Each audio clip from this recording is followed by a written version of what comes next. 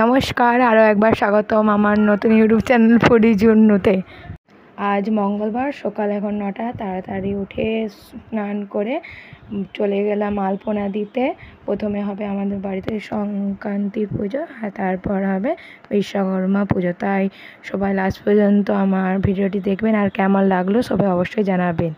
তারপরে বামুন ঠাকুর তাড়াতাড়ি চলে এসে পুজো করতে বসে পড়েছে, সংক্রান্তির পুজো। আর আমি ওখানে বসে আছি, আমাকে যা কাজ দেওয়া হচ্ছে আমি কাজ করছি, শাক বাজাচ্ছি। তারপরে একদম চলে গেছে বিশ্বকর্মা পুজো করতে। এবছর অনেকটা ছোট করে পুজো হয়েছে, শুধুমাত্র কারণ এবছর আর বড় করে পুজো হয়নি। বৈশাখ মাসে আমাদের দোকানে পুজো দেওয়া হবে, তার জন্য আর কি ছোট করে পুজো দেওয়া হয়েছে। আর এমনিতেও আর বছর বিশ্বকর্মা পুজোয় দিদি আর বোনপো এসেছিলো বলে বড় করে হয়েছিল। আর এই বছর দিদি বোনপো আসতে পারেনি, আবার দিদাও আসতে পারেনি, কারণ বন্যা হয়েছিল, প্রচণ্ড ঝড় বৃষ্টির জন্য বন্যা হয়ে গেছিলো আর আসতে পারেনি। তারপরে আমার বাবার বাইক আর আমার রানীটাকে পুজো করে দেওয়া হলো। জানেন তো, বাড়িতে পুজো মানে একটু আলাদা এই অনুভূতি আর কি, মানে দুর্গা পুজোর থেকেও বেশি কিছু। আমার মনে হয় যে অন্য পুজো থেকে বাড়িতে পুজো হলে কেমন ভালো ফিলিংস হয়, মানে নিজেদের যা ইচ্ছা খুশি করা যায়।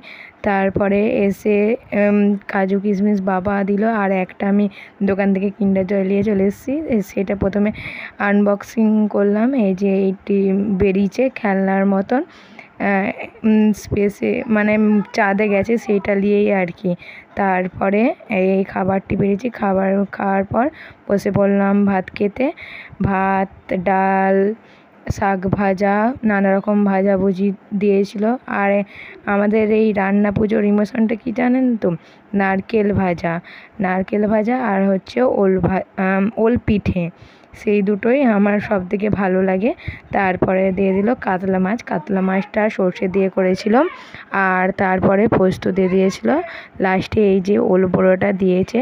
আর ওখানে দেখো আমার সাথে আমার মেজদি আর একটা দিদি খেতে বসে পড়েছিল। আর জানেন তো, আমি যখন এই ভিডিওটা এডিট করছিলাম তখন আমার বোনপো পাশে ছিল, আর সে ভীষণ পরিমাণে বদমাশি করছিল বলে দিদি তার উপর রেগে চেঁচাচ্ছিল। সে ভয়েসগুলো মনে হচ্ছে এসেছে। আর তখন বাজছিল বিকেল 4টে।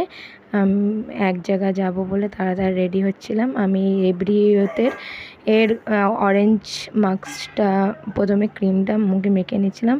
আমার এই মুখের সব রকমের কালো স্পট দূর করার জন্য এটাই মাখি, আর বেশি কিছু মাখি না।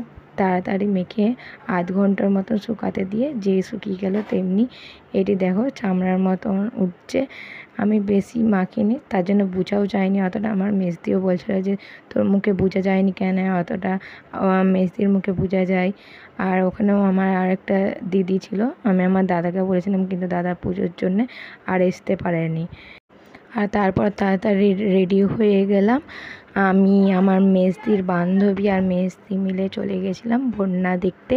আমাদের গ্রামের কিছুটা দূরে ভীষণ পরিমাণে বন্যা হয়েছিল। এই আমার ছিল মিনি ব্লগ। কেমন হয়েছে সবাই জানাবেন। বাই।